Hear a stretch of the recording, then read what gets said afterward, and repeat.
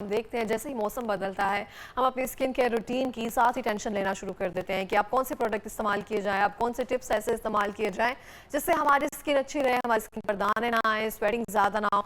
इस हवाले से जानेंगे, हमारे साथ मौजूद हैं। जब हमारे प्रोग्राम में कोई खातून आती हैं तो मैं बात करती हूँ विमेन एम्पावरमेंट के हवाले से, क्योंकि ख़वातीन जिस तरह से अपने आप को मनवा रही हैं, किसी भी फील्ड में लेकर अपने आप को आगे लेकर आ रही हैं और कोई भी बिजनेस कर रही हैं उसको अच्छी तरह से बूस्ट करिए, तो इसके लिए बहुत बड़ी बात होती है। एक आइडियलिस्टिक अप्रोच जो है वो हम सेट कर रही होती है दूसरी खवातीन के लिए, तो एक बहुत बड़ी बात होती है। हमारे साथ मौजूद हैं गुलजरीन, जिनका बहुत ही प्यारा नाम है। अस्सलाम वालेकुम, कैसी हैं आप? अल्हम्दुलिल्लाह, बहुत शुक्रिया प्रोग्राम में आने के लिए। और इसी के साथ मैं बताती चलो हीर ब्यूटी सैलून की ये CEO भी हैं। अच्छा, हम देखते हैं जैसे ही मौसम चेंज होता है हमारी स्किन केयर रिजीम जो है वो सेम रह रही होती है, फिर हम कह रहे हैं हमारी स्किन पर एक्नी हो रही है, ब्लैमिशेस हो रहे हैं, दाने निकल रहे हैं, और सबसे ज़्यादा जो प्रॉब्लम होती है ना वो ऑयली स्किन वालों को होती है। तो उसके बारे में बताएंगी हमें क्या करना चाहिए, कौन सी ऐसी टिप्स एंड ट्रिक्स हैं जो उसको फॉलो करने की ज़रूरत है? जब ऐसा मौसम शुरू होता है तो हमारी स्किन पे अक्सर ये होता है कि बहुत ज़्यादा ऑयल आ जाता है। उस ऑयल को कंट्रोल करने के लिए हम लोग क्या करते हैं, बहुत सिंपल सी रेमेडी है। आप लें फटकरी, और ये अक्सर पंसार से मिल जाती है। जी जी, बहुत आराम से मिल जाती है, और तकरीबन आप ले लें 50 रुपीज़ 20 मिल जाती है। उसको आपने क्या करना है, किसी भी पानी में या गुलाब के अर्क में आप उसको बॉयल कर लें। बॉयल करके उसको किसी शावर में, छोटा बोतल होती है उसमें स्टोर कर लें, और रूटीन में पूरे दिन में 2 से 3 बार आप उसको शावर कर लें फेस पे। उससे ये होता है कि आपको ऑयल कंट्रोल रहता है, और अच्छा, ये अच्छा टोनर बन सकता है, बहुत अच्छा टोनर है। दूसरी बात ये कि आपकी स्किन को ना ऑयल कंट्रोल भी रहेगा और स्किन टाइट होती है। जब इसके पोर्स वगैरह बंद होते हैं तो आपकी स्किन बहुत फ्रेश रहती है। और ये और मामलात में ये है कि लेडीज़ के अक्सर ये होता है कि बाहर जाती हैं, वर्किंग जो वुमेन हैं उनके लिए ये होता है कि ये स्प्रे अगर आप अंडर आर्म्स वगैरह में भी कर लें तो इससे ये होता है पसीना नहीं आता। और ये बहुत अच्छा है। जी जी, ऐसे ही है। उसके बाद ये है कि रूटीन में ये है कि आप बेसन ले लें, और बेसन के अंदर अगर आप लेमन का जूस और उसके साथ गुलाब का अर्क और थोड़ा सा टमाटर ले लें, उसका जूस डाल लें, और उसको मिक्स करके उसका पेस्ट आप फेस पे लगाएं। उससे ऑयल नहीं आता, फेस पे एक्नी नहीं होती, स्किन जो है नीट होती है, और ये बहुत अच्छा वाइटनिंग मास्क भी है। और उसमें ये है कि अगर आप उसको लगाती हैं साथ साथ आप उसको स्क्रब करके लाइट सा मसाज करके, बहुत लाइट हाथ से, ज़्यादा प्रेस नहीं करना, बहुत लाइट हाथ से आप मसाज करती हैं तो उससे ये होता है कि आपकी स्किन नीट भी होती है, और एक्स्ट्रा जितना भी अंदर डस्ट होता है वो भी रिमूव हो जाता है, और आपकी स्किन बहुत फ्रेश हो जाती है। अच्छा, सबको ज़्यादातर जो मसला होता है ना वो ये होता है कि गर्मियों में या मानसून के मौसम में ना हमारा कलर थोड़ा सा टैन होना शुरू हो जाता है, उसको हम ब्राइटन कैसे कर सकते हैं, वन टोन थोड़ा सा लाइटर कैसे लेकर आ सकते हैं हम? हाँ जी, उसके लिए आप ऐसा करें कि आप अंडा लें, अंडे की जो वाइट होती है जिसे सफ़ेदी वो लें, आप उसके अंदर टेल्कम पाउडर डालें।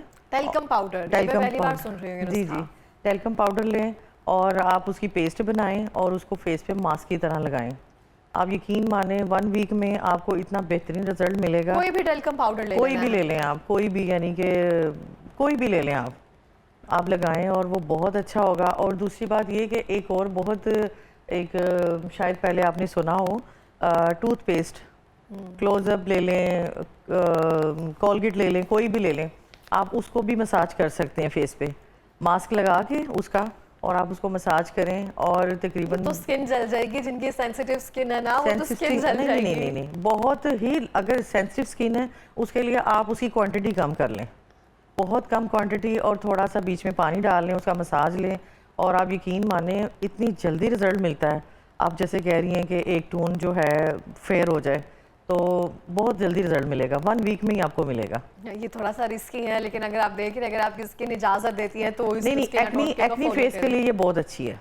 ओके, पेस्ट लगाना। जी जी। अच्छा, इसमें मैंने काफी डॉक्टर्स वगैरह से भी बात की है तो कहते हैं कि ये शायद हमारी स्किन के लिए हार्मफुल किसी तरह से हो सकता है। जी जी, मेंथोल भी इसमें होता है, और ये स्किन के लिए बहुत अच्छी है, ख़ास तौर पे एक्नी जो होती है फेस, ऑयली फेस के लिए बहुत अच्छी है। सही हो गया।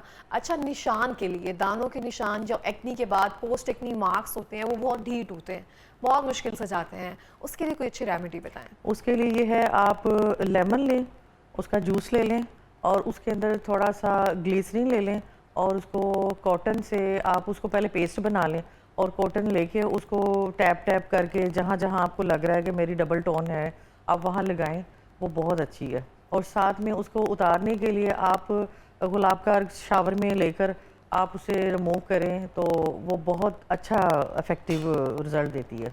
सही हो गया। अच्छा मुझे बताएं, आपकी स्किन इतना ग्लो कर रही है, आप क्या लगाती हैं? कोई नुस्खा टोटका फॉलो करती हैं या फिर कोई क्रीम्स वगैरह?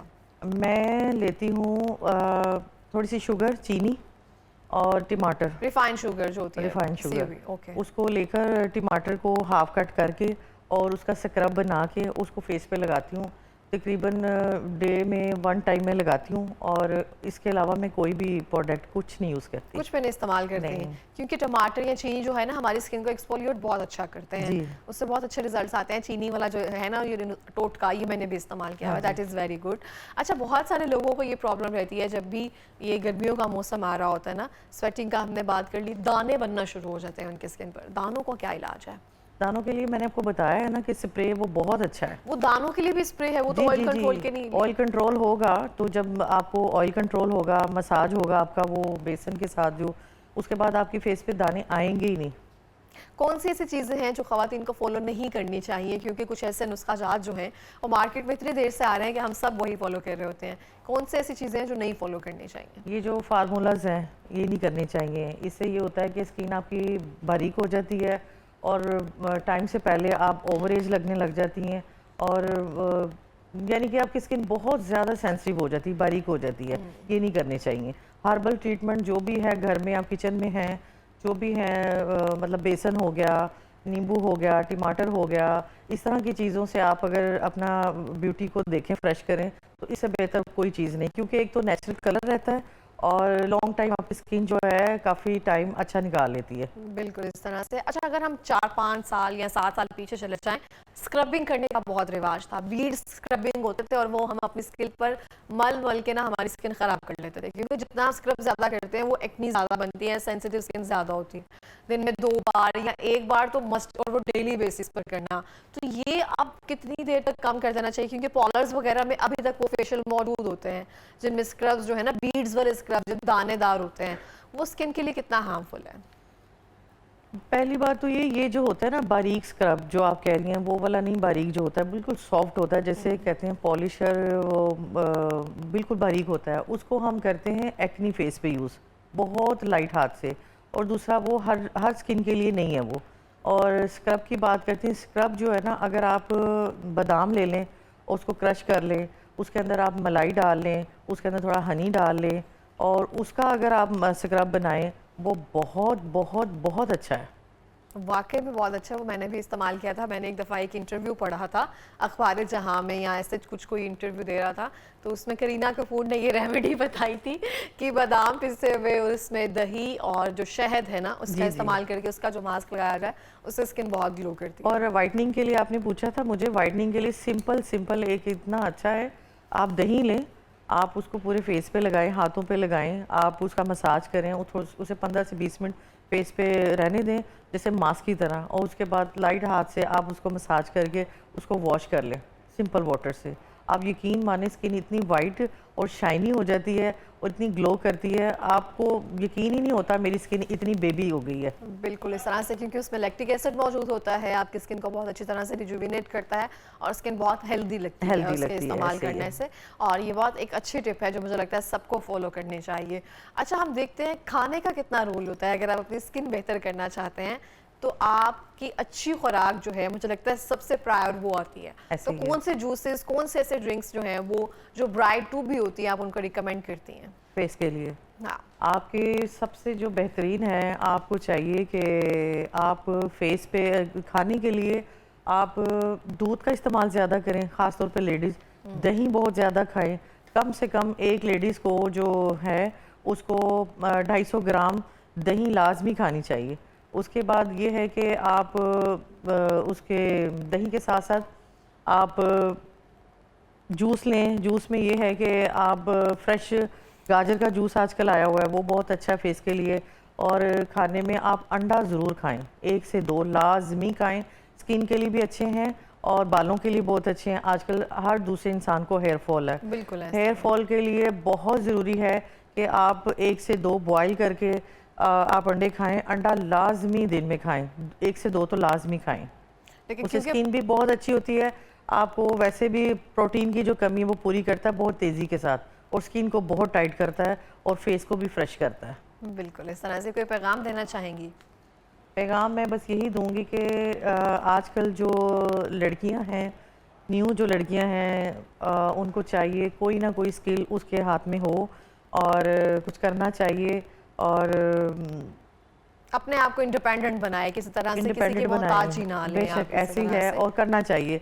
एजुकेशन के साथ साथ स्किल बहुत ज़रूरी है, ये आपके बहुत काम आती है। और मेरा तो इसमें एक्सपीरियंस है कि अगर आपके पास स्किल है तो आप किसी के मोहताज नहीं है। बिल्कुल इस तरह से है, बहुत एक खूबसूरत पैगाम है और हम अपने प्रोग्राम में बार बार इस बात का तज़किरा भी करते रहते हैं। बहुत बहुत शुक्रिया आपका प्रोग्राम में आने के लिए, बहुत सारी बेस्ट विशेज़ आपके लिए। और इसी के साथ ही मैं भी सेम पैगाम देना चाहूँगी, बहुत ही खूबसूरत पैगाम दिया है। उसमें ये कहा गया है अपनी बच्चियों को लाजमी कोई हुनर सिखाएं, कोई स्किल सिखाएं, जिससे वो कभी किसी की मोहताज ना हो सके, किसी पर डिपेंड ना कर सकें, अपना हमेशा जितना हो सके वो कर सकें। और उसके लिए जो घर वालों की सपोर्ट है वो बहुत अहम होती है। जो भी आप करवा रहे हैं उसके पीछे बैकबोन लाजमी रखें, प्रैक्टिकल लाइफ में उनकी बहुत सारी हेल्प करें, क्योंकि अगर आप उनकी प्रैक्टिकल लाइफ में हेल्प नहीं करेंगे तो ज़माने में बहुत सारे ऐसे लोग मौजूद हैं जो डिफरेंट एडवाइजेस करेंगे और हर एडवाइस पर अमल करके वो अपनी ज़िंदगी किस तरह से ख़राब कर सकती हैं, यह आप पे डिपेंड करता है।